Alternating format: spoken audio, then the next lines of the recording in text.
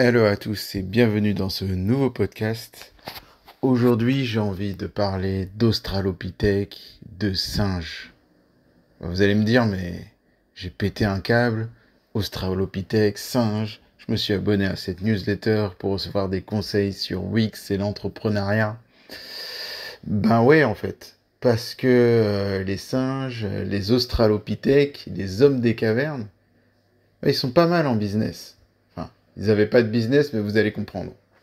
En fait, aujourd'hui, je vais vous donner quelques conseils pour réussir son business de la manière la plus simple possible. En général, quand c'est simple, ça fonctionne bien. Donc j'en ai déjà parlé dans un podcast. Mais là, je vais pousser le bouchon un peu plus loin. Donc, pourquoi je dis parler... Pourquoi j'ai parlé d'Australopithèque, d'hommes des cavernes et de singes? En fait, c'est les business où on réfléchit pas, les business débiles. Et enfin, débile, j'exagère, le mot est fort et péjoratif, mais c'est business un peu con mais efficace. Il y a une trend aux États-Unis, enfin, une trend, une tendance, désolé pour l'anglicisme. En fait, non, en fait, pas désolé. Je sais pas pourquoi tous les créateurs de contenu font désolé, désolé pour tout et n'importe quoi quand ils font le moindre truc dans leur contenu. Enfin, j'ai pas à dire désolé parce que j'ai utilisé le mot trend. Si vous aimez pas le mot trend, c'est bon, en fait, vous quittez le podcast. Donc, je me suis écarté. Donc, je disais que il y a une trend aux États-Unis, c'est tout ce qui est boring business. Et boring business, c'est business ennuyeux. Et donc sur YouTube, ils parlent beaucoup de boring business, etc. Parce qu'en fait, c'est des business simples qui sont pas sexy, mais qui fonctionnent. De ce que j'ai vu, de mon humble carrière d'entrepreneur, les business les plus, comment dire, les business qui fonctionnaient le mieux, c'était souvent en fait les business. Quand je dis con, c'est pas péjoratif, hein, mais c'est vraiment pour que vous compreniez que c'est simple, que on a l'impression de loin que n'importe qui peut le faire. Et puis surtout, euh, c'est des personnes qui ont cette capacité à ne pas trop se poser de questions, à être bourrin. Donc, faut que ce soit con et bourrin. Parce que moi, mon gros défaut, c'est que je me fais énormément de violence, mais je suis quelqu'un qui réfléchit beaucoup, qui aime l'innovation, qui aime tester de nouveaux trucs. Heureusement, j'ai Wix, donc ça me permet de tester plein de trucs et puis de vous les transmettre en formation sous forme de vidéos YouTube, etc.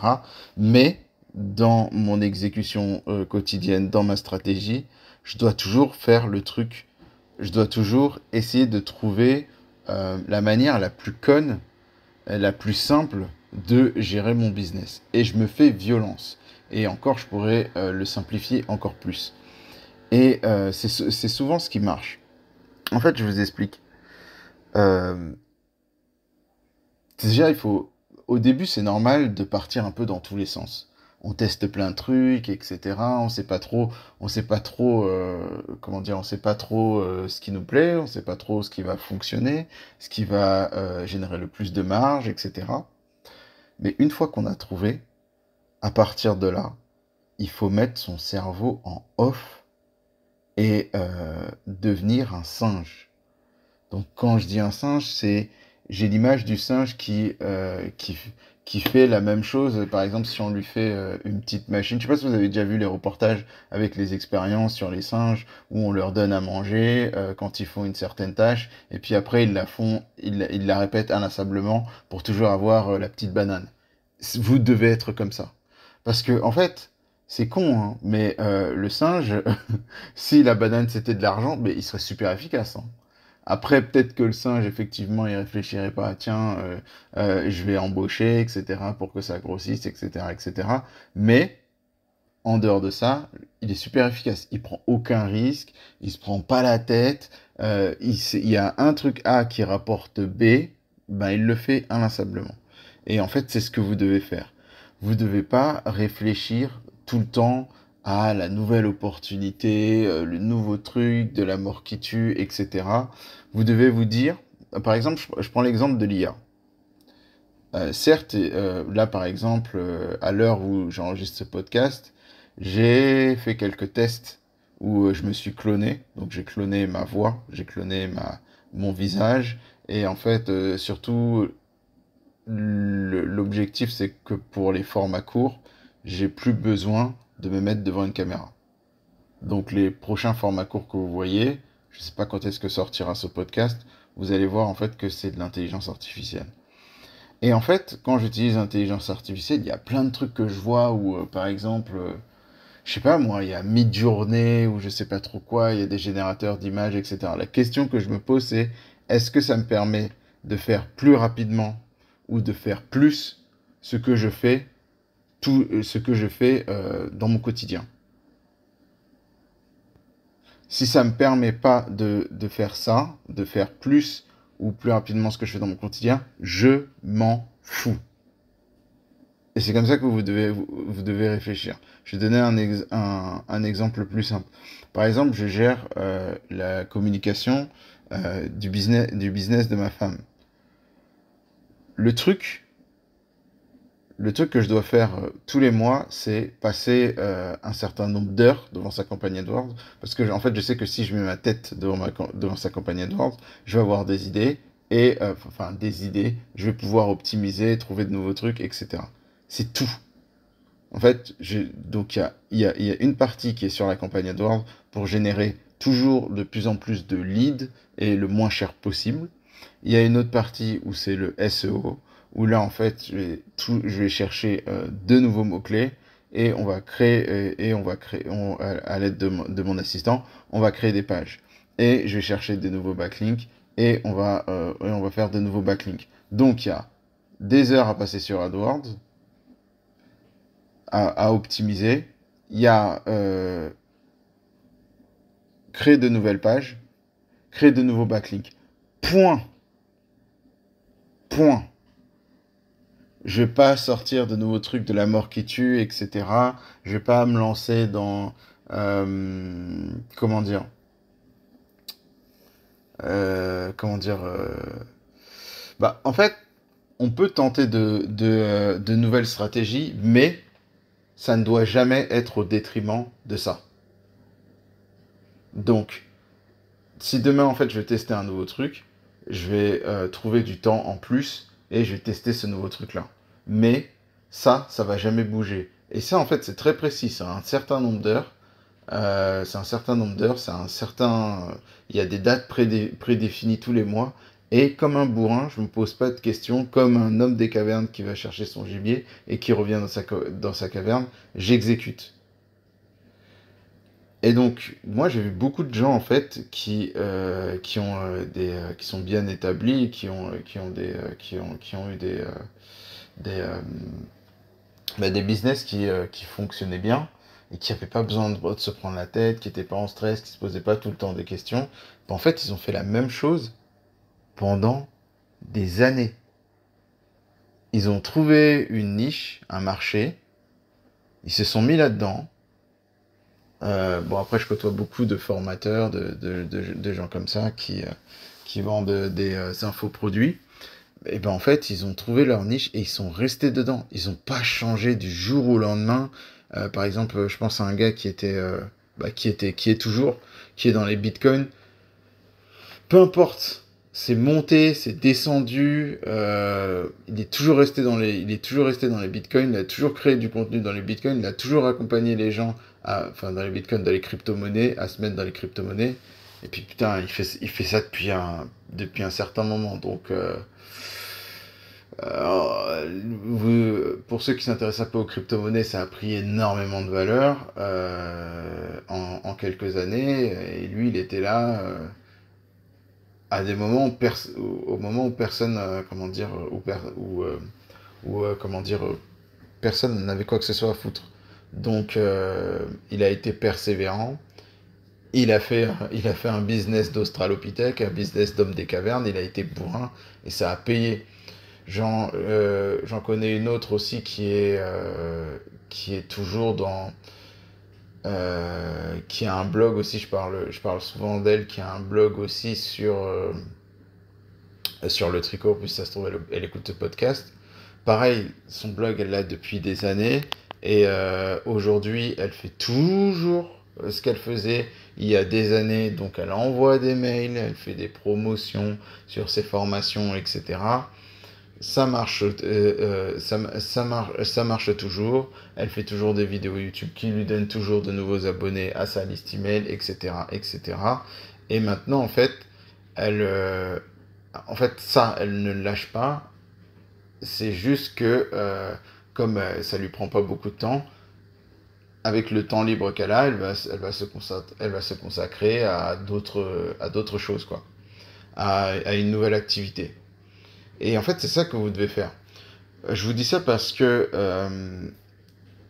par exemple, si vous vous intéressez au référencement ou au business en ligne, au marketing en ligne, vous allez voir tout le temps des nouveaux hacks. Il y aura toujours un nouveau truc.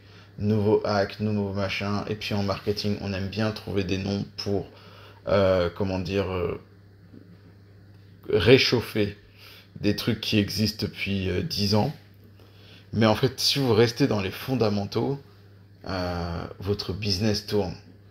Et vous n'allez pas louper, comment dire, vous allez pas louper une opportunité parce que ce que vous devez faire, c'est être, comment dire, avoir une routine d'homme des cavernes, exécuter comme un homme des cavernes, et puis surveiller vos chiffres.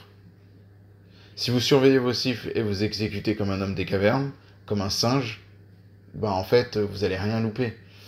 Parce que vous allez commencer à vous inquiéter au moment où, en fait, votre chiffre d'affaires baisse, vos stats baissent, où il y a moins d'abonnés, etc., moins de personnes dans votre newsletter, moins de prospects, etc. Là, vous allez savoir qu'il y a quelque chose, que vous êtes en train de louper quelque chose. Et de toute façon, quand vous êtes au contact de vos clients, ils vont vous dire, ah, et vous, qu'est-ce que vous pensez de cette nouvelle tendance, etc., etc. Et là, vous allez vous dire, ah ouais, peut-être il y a cette tendance-là qui peut être intéressante. Mais ne lâchez pas euh, ce qui a fait votre succès à vos débuts. Donc ça c'est très important et je voulais vous en parler. Qu'est-ce que je peux dire là-dessus? Franchement, je le pousse un peu à l'extrême, hein. Moi, il y a des jours, je sais que je fais ça. Par exemple, il y a des jours, je sais que je vais faire. Là, je me consacre de plus en plus à YouTube. Il y a des jours, je sais que je vais faire, mes vidéos YouTube. Il y a d'autres jours, je sais que, je vais travailler sur mes emails. Il y a d'autres jours, je sais que je vais travailler sur mes formations. Et je continue comme ça, comme ça, comme ça.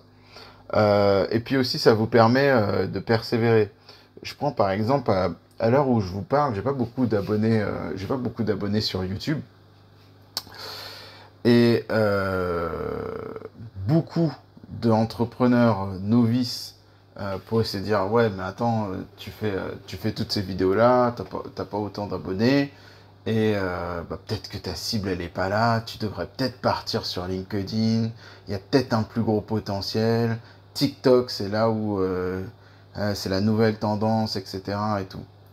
Sauf que moi qu'est-ce que je regarde? Je regarde déjà pas les abonnés YouTube, je regarde les abonnés newsletter. Et en fait, il y en a de plus en plus. En fait, il y a beaucoup de gens, vous me suivez peut-être et vous m'écoutez parce que la première fois que vous m'avez rencontré, c'était sur YouTube, quoi. Et il y en a beaucoup qui ont acheté mes formations parce qu'ils sont venus de YouTube. Donc, il y a ce qui paraît, il y a des choses qui sont, comment je pourrais dire, qui sont pas forcément visibles d'un point de vue extérieur. Donc quand on regarde ma chaîne YouTube, il fait pas beaucoup de vidéos, il a pas beaucoup d'abonnés YouTube. Mais derrière, en fait, moi ce que je vis, c'est les abonnés de newsletter. Et j'en ai en fait. Et en fait, j'ai un une cadence de vidéos à faire sur YouTube. Et je vois que, il y a de plus en plus. Mes abonnés, ça va de plus en plus vite. Mes clients aussi venant de YouTube, ça va aussi de plus en plus vite. Et c'est ça que je regarde en fait. Et en fait, tant que c'est en croissance, ben en fait, je continue. Et ce qu'il faut pas oublier aussi, c'est... désolé pour le petit bruit. Donc je reprends. Euh, Oui, en fait, ce qu'il faut regarder, c'est quand vous faites comment dire, une exécution et un business de singe, ce que vous devez regarder, c'est est-ce que c'est en croissance? Ça revient à ce que je disais tout à l'heure, ouais, c'est les chiffres. J'ai un business de singe qui me paraît con, je vois plein de trucs sur l'IA, waouh, on peut faire ci, on peut faire ça, ChatGPT, de la mort qui tue, etc. Oui, mais est-ce que mon business de singe fonctionne? Est-ce que j'ai les chiffres? Ok, bon bah je continue. Est-ce que il y a un truc d'IA est-ce que ce nouveau truc d'IA, ce nouveau logiciel, cette nouvelle technique, ça va me permettre de faire mon business de singe, ma routine de singe, plus vite ou en plus grande quantité? Oui ou non? Non? Eh ben en fait, on s'en fout. Attends, je vais vous donner par exemple un exemple de logiciel IA qui a l'air super stylé, qui, moi, ne me sert à rien du tout pour l'instant. Franchement, les images. Les, la génération d'images, ça n'a pas une énorme valeur ajoutée. Je vais pas payer un outil d'IA pour générer des images, ça clairement. Après, peut-être pour vous, oui, hein, mais pour moi, aucun intérêt.